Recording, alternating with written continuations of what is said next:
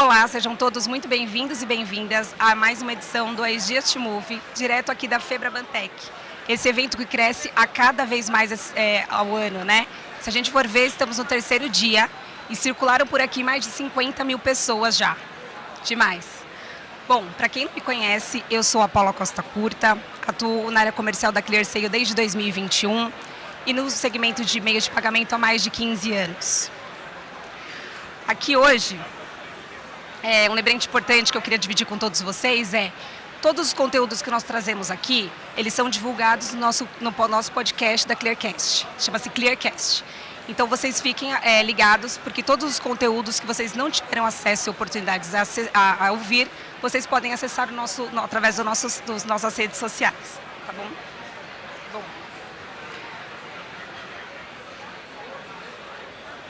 Hoje a gente vai falar sobre um tema muito importante, né? Que ao passo que a gente avança nos meios de pagamento, os pagamentos instantâneos também crescem todos os desafios relacionados à fricção, à segurança e tudo mais.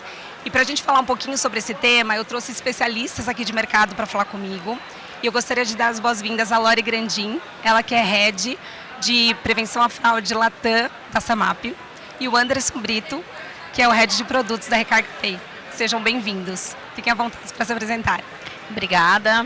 Boa tarde, pessoal. Obrigada pelo convite, Paula. Para quem não me conhece, meu nome é Lori. Eu estou há 2 anos e meio trabalhando na Samap e eu estou há mais de 19 anos no mercado de meios de pagamento. Sou Anderson, Head de Produtos da Recarga Pay, 10 anos atuando aqui no setor bancário e de antifraude, 6 aqui na Recarga Pay. Legal, sejam todos bem-vindos. Bom, e com o avanço, né, dos pagamentos instantâneos hoje no Brasil, eu queria saber um pouquinho mais de vocês, o que tira o sono de vocês? Acho que o que está tirando o meu sono hoje em dia são as contas laranja. Então, a gente tem observado bastante uma crescente, né, nessa frente.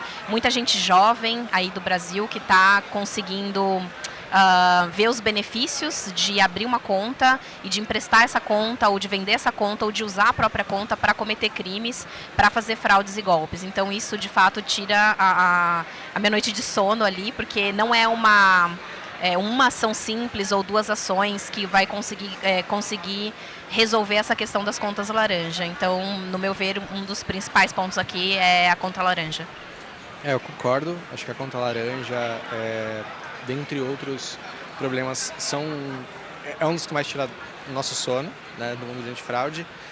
Isso, para mim, tem muito a ver, assim, num contexto onde, lembrando, né, o pagamentos instantâneos, Pix, foi lançado em 2020, ano em que a pandemia veio aqui forçando a digitalização, forçando a bancarização, e muita gente não entendeu ainda a complexidade do que é o Pix. Então tem muita gente que vende a conta de maneira inconsequente, tem gente que cai em fraudes bobas, do ponto de vista que a gente conhece, né, o produto. Então tem uma questão muito grande aqui em relação ao uso do Pix que tira o sono, né, da parte do usuário, não necessariamente o que a gente costumava ver antes de tentando atacar, pegando uma vulnerabilidade do sistema financeiro, da instituição financeira. Agora o alvo é o usuário, né? Acho que eu adicionaria a questão da engenharia social, né? Porque a vulnerabilidade, ela está muito também no ser humano, né? Da bondade das pessoas e nem todo mundo tem o conhecimento que a gente que está inserido nesse mercado de meios de pagamento tem. Então, esses golpistas, esses fraudadores, eles estão usando dessa manipulação dessas pessoas para cada vez mais aplicar diferentes tipos de golpe, e isso também é bastante difícil de conseguir controlar e mitigar. Se a gente for parar para pensar na realidade socioeconômica brasileira também, isso contribui demais. E a falta de punição, né? A gente estava falando um pouquinho disso aqui antes da gente começar, que de fato corrobora demais para esse cenário, né? E quando a gente pensa ali do dilema entre aprovação, né, e experiência do cliente, como é que vocês estão equilibrando tudo isso aí, primeiro na Samap e depois queria ouvir um pouquinho lá na Recarga Pay? A gente, para conseguir mitigar essas fraudes em pagamentos instantâneos, a gente usa hoje o motor de regras. Então, a gente tem um motor de decisão com várias regras parametrizadas e a gente faz utilização de modelos de inteligência artificial. Então, a gente tem squads dentro da nossa empresa que fica tanto fora do Brasil quanto dentro do Brasil, e eles desenvolvem esses modelos de score utilizando machine learning, redes neurais, inteligência artificial, enfim. E a gente tem modelos específicos, por exemplo, hoje para Pix. para Pixin, no caso, né? Então, todas essas transações instantâneas que vêm de outros bancos para a conta digital da Samap, hoje a gente usa um modelo de score e todas essas regras no nosso motor, são regras real time. Então, a gente consegue fazer essa tomada de decisão. Mas uma das coisas também que a gente precisa estar muito por dentro é a regulação do Banco Central, né? Então, para transações de Pixin, por exemplo, a gente tem o bloqueio cautelar. Então, a gente precisa estar em linha com o regulador e compliant com tudo que ele determina. Então, a gente utiliza, sim, bloqueio cautelar, por exemplo, para essas transações que são mais suspeitas, de acordo com o valor, de acordo com algumas características específicas de maior risco. Então, é hoje como a gente lida com essa situação dessas aprovações que são muito rápidas e esse pagamento que acontece de forma instantânea. Na Recarga Pay também a gente tenta usar a tecnologia de machine learning, regras, mas o foco sempre é tentar encontrar o remédio certo para a doença certa, né? Então, o que a gente tem? A gente tem vários tipos de fraudes. No mesmo Pix tem vários tipos de fraude. Tem, como a gente comentou antes, engenharia social. Então é o próprio usuário tentando fazer uma transação para um fraudador. A gente tem conta laranja, a gente tem invasão de conta. Então o que a gente tenta construir, né, com os nossos modelos e tecnologias é clusterizar o usuário, pegar o contexto. Né? Quem é que está fazendo essa transação? Né? Qual é a reputação da pessoa que está recebendo dinheiro? Como que está o dispositivo, a geolocalização, é um lugar conhecido, é um lugar positivo, negativo? Quem está recebendo? Qual a reputação de quem está recebendo? As conexões desses usuários são boas, são ruins? Com isso a gente tenta encontrar que tipo de fraude que a gente está lidando e dar a medida certa. Se eu estou falando de uma account takeover, por exemplo, um pedido de foto, uma solicitação antes da transação costuma ser efetivo.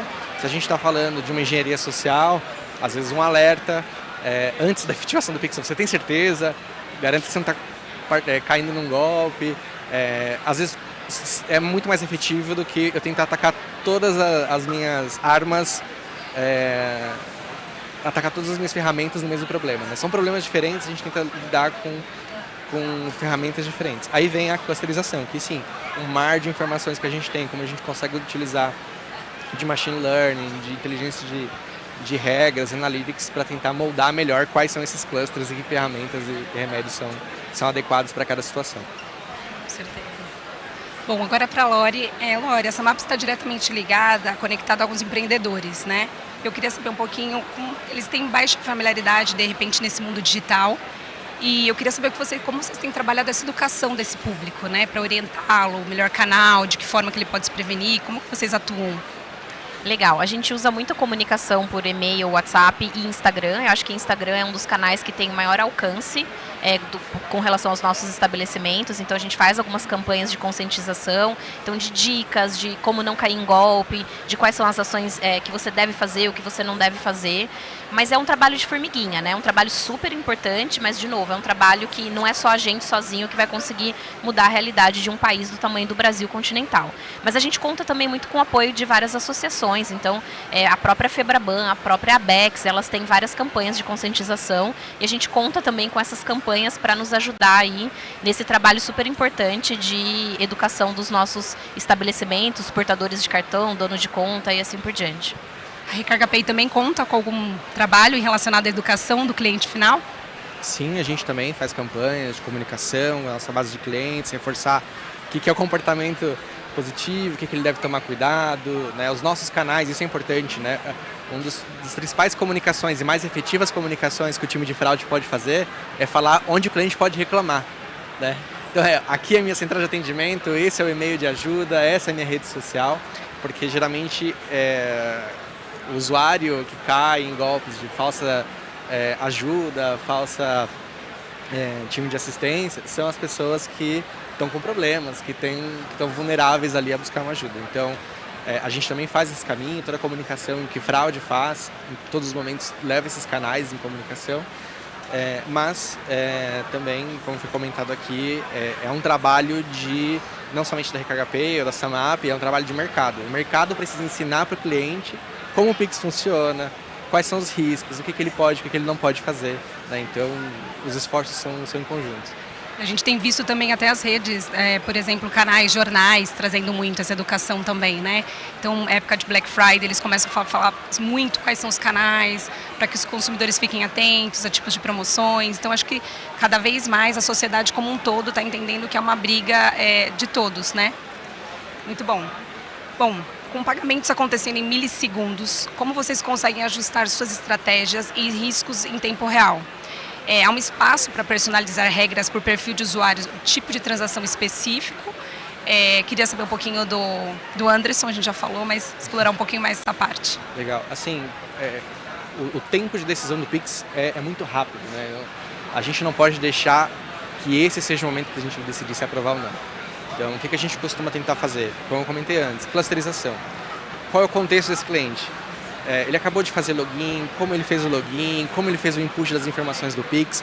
Tudo isso está me construindo o contexto onde me apresenta mais ou menos risco ou para que tipo de risco. E aquele momento de decisão final é simplesmente para dar o feedback para o usuário. E além disso, né, às vezes eu tenho algum ponto de risco específico, como a gente comentou aqui, né?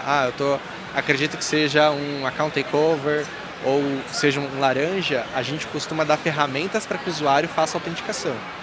Então olha, eu vou aprovar seu Pix se você validar sua biometria, ou como a gente também comentou, né, sobre a reputação do usuário, a gente usa muito o Open Finance para entender a reputação do cliente. Eu falo, olha, para eu aprovar essa sua transação, a gente vai revisar, ou você já pode conectar o Open Finance, e aí com essas informações do Open Finance eu posso tentar autenticar a sua transação.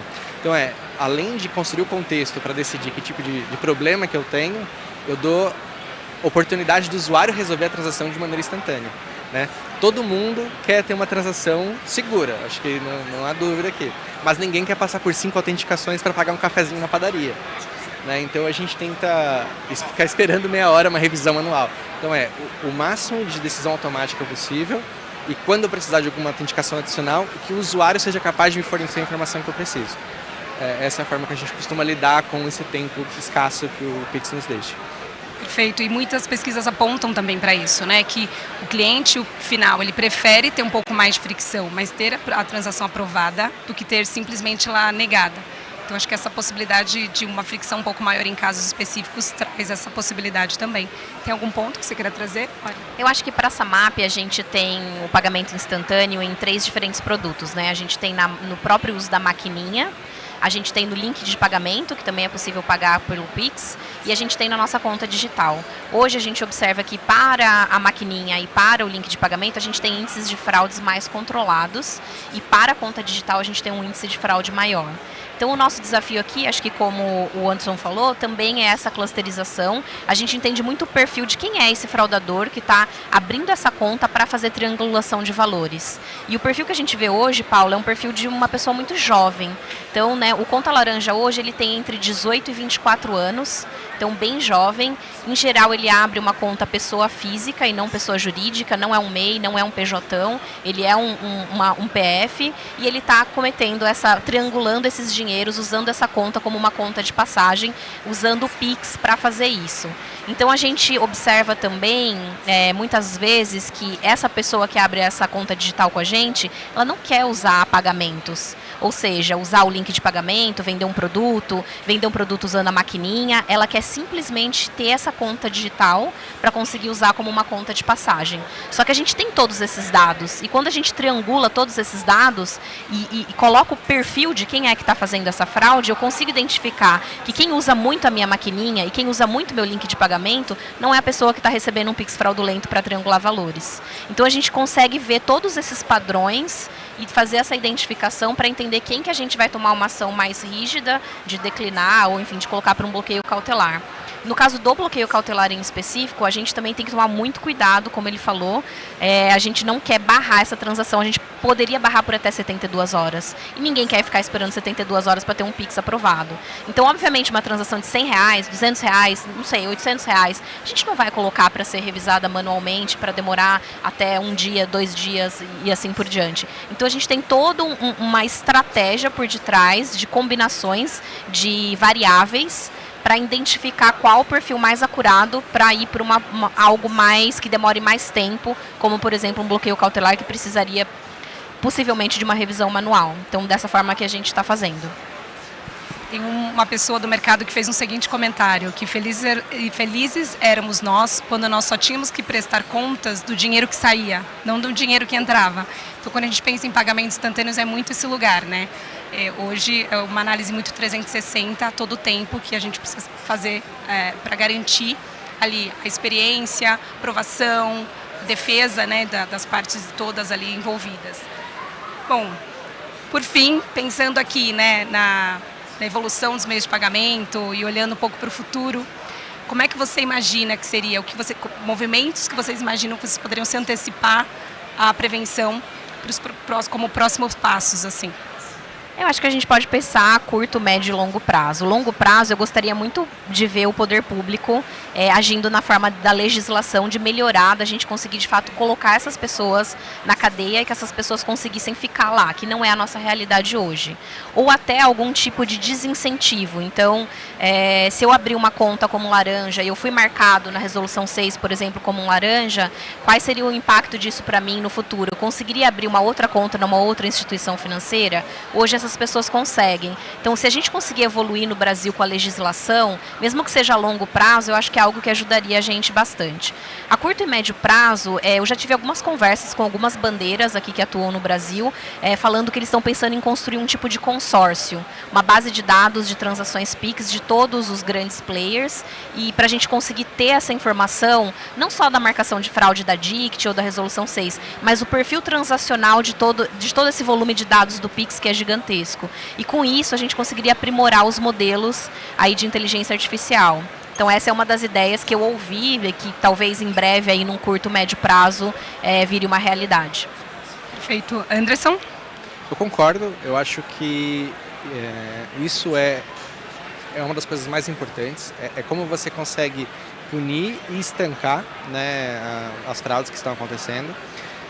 Eu também acrescentaria o fortalecimento do MED, né, com o mecanismo de devolução. Assim, ele já funciona parcialmente hoje, mas eu acho que uma integração mais profunda, que a árvore da fraude, de onde passou esse dinheiro, fosse mais aberta, que a gente conseguisse traquear melhor, porque assim, eu com 10 anos trabalhando mais ou menos nesse mercado, eu entendo que assim, como é que a gente faz para parar a fraude ou diminuir? É fazendo ficar menos lucrativo. Se a gente consegue impedir que o fraudador use o dinheiro que ele está fraudando, a gente consegue bloquear mais camadas, ser mais rápido, ser mais direto, bloquear as pessoas que estão marcadas como conhecidos fraudadores ou conhecidos fraudulentos, a gente começa a diminuir um pouco essa lucratividade da fraude hoje, né? Então, a pessoa vai pensar 5 vezes antes de vender a conta como laranja, porque vai custar na vida dela pessoal, não vai conseguir transacionar, não vai conseguir abrir mais um lugar, e o fraudador final vai ter esse custo e não vai conseguir usar o dinheiro.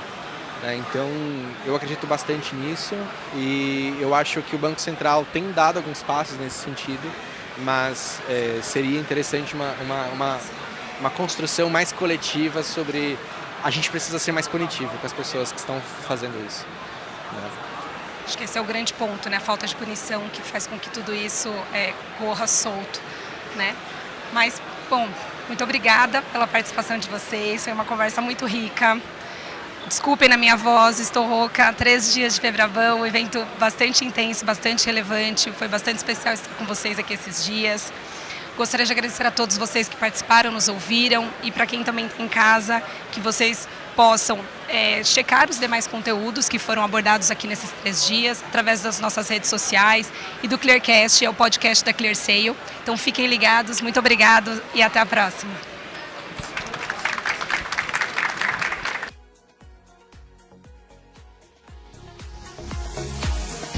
Another break.